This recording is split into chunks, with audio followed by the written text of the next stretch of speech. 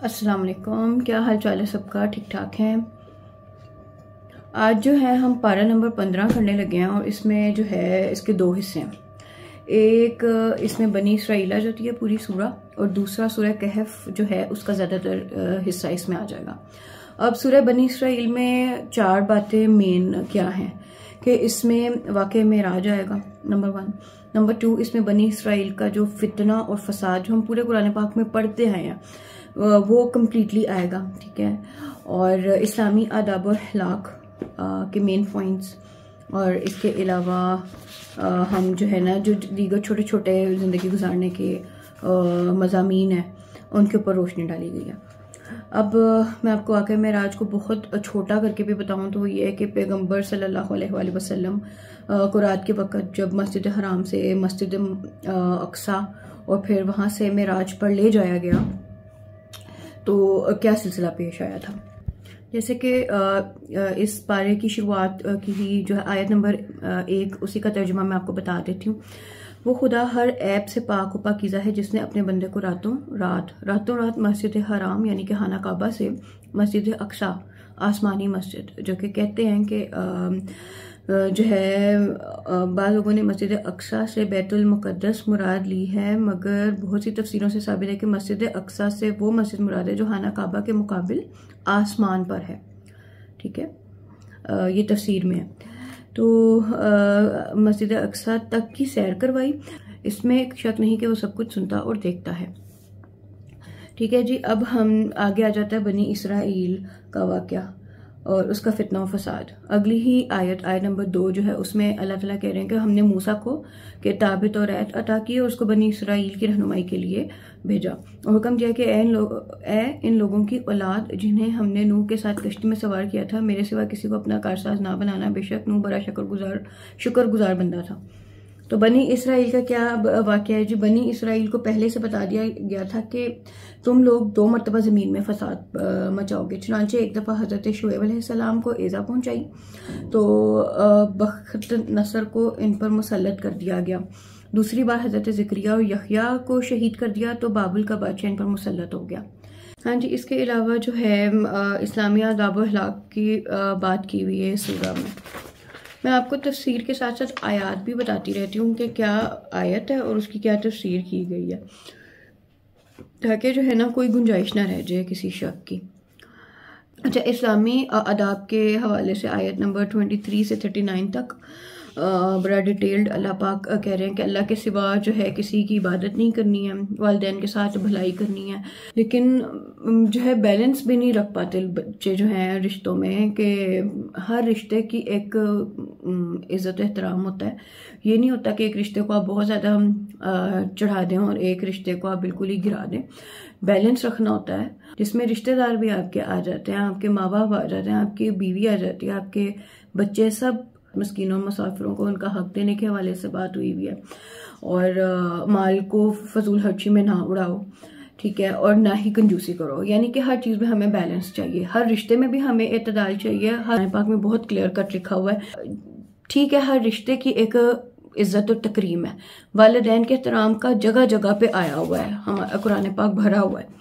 तो आदमी जो है वो जल्दबाज है, ठीक है, और जो बैलेंस नहीं कर सकता वो फेल तरीन इंसान है। जिससे रिश्तों में बैलेंस नहीं होता, जिससे माल खर्च करने में बैलेंस नहीं होता, वो फेल तरीन इंसान है। तो वही कुरान पाक बार बार कह रहा है कि कुरान पाक में बार बार अल्लाह पाक इरशाद फरमा रहे हैं कि ना बुखल करो, ना हाथ इतना कुशादा कर लो कि बाद में कल को तुम पछताते रहो, और अपनी औलाद को मुफलिसी के डर से मत मारो, ठीक है, और किसी जानदार को ना हक कत्ल ना करो, यतीम के माल में नाजायज कब्जा ना करो, वादा करो तो इसे पूरा करो, नाप तोल पूरा किया करो, जिस चीज़ के बारे में तहकीक ना हो उसके पीछे ना पड़ो, ज़मीन पर अकर कर ना चलो, अल्लाह के साथ किसी को शरीक ना ठहरो। यानी कि ये मेन अल्लाह ताला जो है ना बिल्कुल आयात जो है 23 to 39 क्लियर कट अल्लाह पाक ने ये सारी चीज़ें जो है ना बयान की हैं। यानी कि ज़िंदगी गुजारने का बेहतरीन जो है ना तरीका सिखाता है कुरान पाक। मसला ये है कि हम लोग खोलते नहीं हैं। वालिदैन की ताज़ीम को लेके बहुत ज़्यादा ये देखें तफसीर में है कि नज़र से आंख भरकर इनकी तरफ ना देखो, और कैसे घूरा जाता है, माँ बाप से पूरे मुकाबले किए जाते हैं, उनसे बदतमीजियाँ की जाती हैं, और यहाँ तक लिखा हुआ कि आंख भर के उनकी तरफ ना देखो, इनकी आवाज़ पर अपनी आवाज़ ऊंची ना करो, इनके हाथ पर अपने हाथ ना बुलंद करो, इनके आगे ना चलो, इनका नाम लेकर ना पुकारो, इनके आगे ना बैठो, ऐसा काम ना करो जिससे इनको कोई गाली दे। यानी कि नेक औलाद एक बहुत बड़ी अल्लाह ताला की नेमत है। अगर मोमिन हो तो मगफिरत की, और गैर मोमिन हो तो हदायत और ईमान की उनके लिए दुआ करो अपने माँ बाप के लिए। पूरा आयत नंबर 24 में आया हुआ है कि रब्बिरहम्हुमा कमा रब्बयानी सगीरा। माँ बाप के ऊपर कितना ज़्यादा डिटेल्ड है कुरान पाक में, उनके साथ किस तरह गुफ्तगू कर रही हैं, उनके साथ कैसे रिश्तों में बैलेंसिंग रखनी है। ये वलीद बिन मुगीरा जो है ये कफ़ार कुरैश से कहा करता था कि तुम लोग इस्लाम कबूल ना करो, मेरी पैरवी करो, मैं तुम्हारे गुनाहों का बोझ अपने सर के ऊपर ले लूँगा। इसी के जो है ना उसमें अल्लाह ताला ने ये आयत जो है वो नाजिल की थी। जो शख्स दुनिया का ख्वाह हो तो हम जिसे चाहते हैं और जो चाहते हैं इसे दुनिया में सरदस्त इसे अता करते हैं, मगर फिर हमने इसके लिए तो जहन्नुम ठहरा ही रखा है। कोई भी शख्स किसी के गुनाहों का बोझ नहीं उठाएगा। एंड अगेन ये देखें आ गया है कि वालिदैन के जवाब में उफ तक ना कहो। बार बार वालिदैन के साथ मोहब्बत और एतदाल और उनके साथ भलाई का जिक्र है, और किसी को नाहक कत्ल करने का ममानत, और इसमें इमाम हुसैन की तरफ जो है वो इशारा किया गया है। ये आयत नंबर 33, और जिस जान का मारना खुदा ने हराम कर दिया है इसको कत्ल ना करना मगर जायज़ तौर पर, और जो शख्स नाहक मारा जाए तो हम इसके वारिस को कत्ल पर कसास का काबू दिया है, तो उसे चाहिए कि कत्ल उनका बदला में ज़्यादती ना करे। इसकी तफसीर जी ये है कि इमाम जाफर सादिक से मनकूल है कि ये आयत इमाम हुसैन के बारे में नाजिल हुई है, और अगर तमाम अहले ज़मीन हज़रत के खून ने नाहक के एवज़ में कत्ल किए जाएं तब भी इसराफ ना होगा। ठीक है जी। और ये वही आयत है जी, आयत नंबर 33 जो अब जी मैं आपको आयत नंबर 60 पढ़ के बताती हूँ।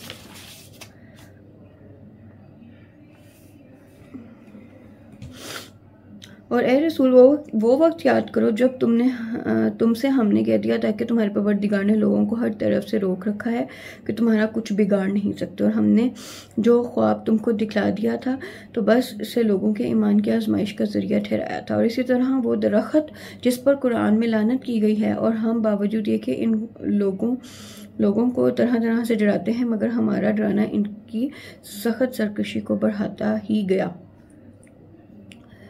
इसकी क्या तफसीर है जी?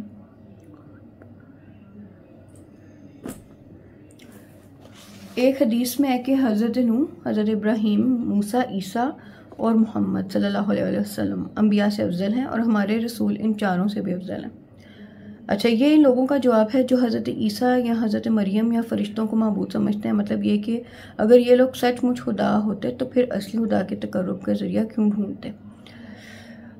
अच्छा जी, ये कि जिनका खुलासा ये है कि ये वो ख्वाब, इसकी तफसीर क्या है जी कि ये वो ख्वाब है जो हज़रत रसूल पाक सल्लल्लाहु अलैहि वसल्लम ने देखा था कि बनी उमैया मेरे मिंबर पर इस तरह उचक रहे हैं जिस तरह बंदर उचका करते हैं, और इस ख्वाब के देखते ही हज़रत ऐसे गमगीन हुए कि आप इसके बाद उम्र भर कभी ना हंसे। और जिस दरख्त पर लानत की गई हो इससे मुराद मरवान बिन हुक्म मुराद है। मरवान बिन हुक्म मुराद है जो हज़रत उस्मान का वज़ीर था, और रसूल पाक सल्लल्लाहु अलैहि वसल्लम से अपनी हयात में इसकी शरारत और खबासत की वजह से मदीना से निकलवा दिया था, और इसको लोग तरीदे रसूल कहा करते थे। ठीक है जी। मलऊन दरख्त कौन है वो पता चल गया आपको?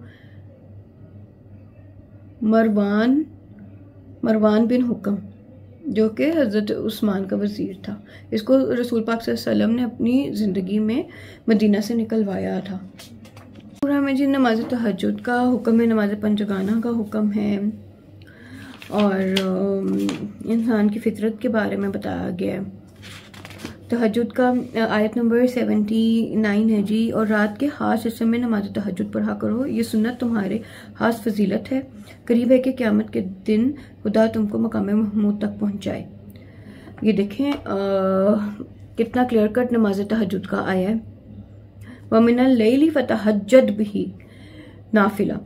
देखें अब क्या लोगों की रूटीन है, सारी सारी रात ये लोग जो है जागते हैं और नमाज के टाइम सो जाते हैं। ये ज़माने आखिरत की आप निशानियां देख लें कि हमारे ये इंसान कितना खसारे में है और अपने साथ कितना जुल्म कर रहा है। और इसका क्या हालात होने हैं कि हम कुरान पाक खोलते ही नहीं हैं कि ये वाजिब के करीब सुन्नत है कि इतना ज़्यादा अल्लाह पाक ने इसको पसंद किया तहज्जुद को। सर हमारे ऊपर आजमाइशें क्यों ना आए। और फिर पूरा पूरा दिन सोते हैं, पूरा दिन सोते हैं।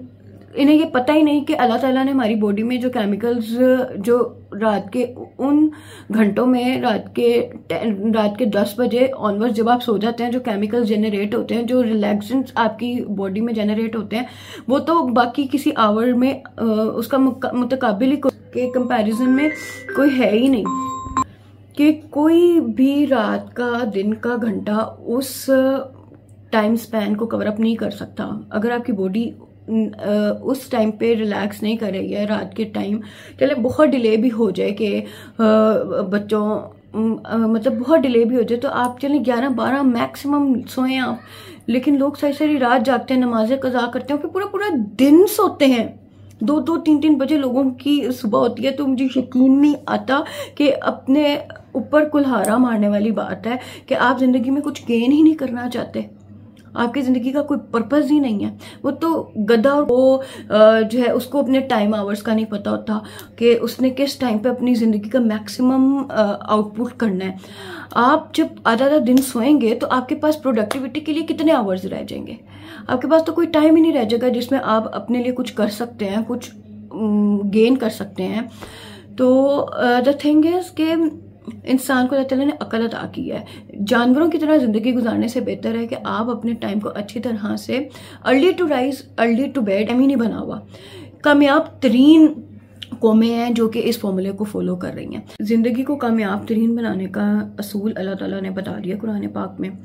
किस टाइम पे आपको सोना है, आपका जो है बॉडी का क्लॉक कैसे वर्क करना चाहिए, क्लियर कट लिखा है कि ए रसूल सूरज के ढलने से रात के अंधेरे तक नमाज ज़ोहर, असर, मगरिब, इशा पढ़ा करो। नमाज सुबह भी, क्योंकि सुबह की नमाज पर दिन और रात दोनों के फरिश्तों की गवाही होती है। और रात के खास हिस्से में नमाज तहज्जुद पढ़ा करो, ये सुन्नत तुम्हारे खास फजीलत है। यानी कि देखें आप, अल्लाह ताला ने कितना ज़्यादा क्लियर ये बात बताई है कि किस किस टाइम पे आप उठें, किस टाइम पे सोएं। रूटीनें लोगों की उल्टी हैं, उल्टा चल रहे हैं बिल्कुल। कामयाबी कहाँ से मिलेगी जिंदगी में, प्रोडक्टिविटी कहाँ से आएगी, कहाँ से अपना मैक्सिमम देंगे आप। आपकी बॉडी लेथार्जिक फील करेगी क्योंकि आप उल्टे घंटों में सो रहे हैं और उल्टे घंटों में जाग रहे हैं। तो अक्लमंद जो होता है आपका पार्टनर, अगर आपका एक पार्टनर गलती कर रहा है तो you have to assist your spouse कि आप उसको हेल्प आउट करो, कामयाब होने में असिस्ट करना चाहिए। मौला अली ने फरमाते थे कि मैंने बीबी फातिमा को अपने लिए नेकी करने में बेहतरीन पाया कि as a spouse this is your responsibility कि आप अपने जो है ना जो अदर हाफ को असिस्ट करो, ना कि अगर उसकी रूटीन उल्टी है तो आप भी उल्टे हो जाओ। मैंने थिंग इज कि कुरान पाक को समझें तर्जुमे के साथ।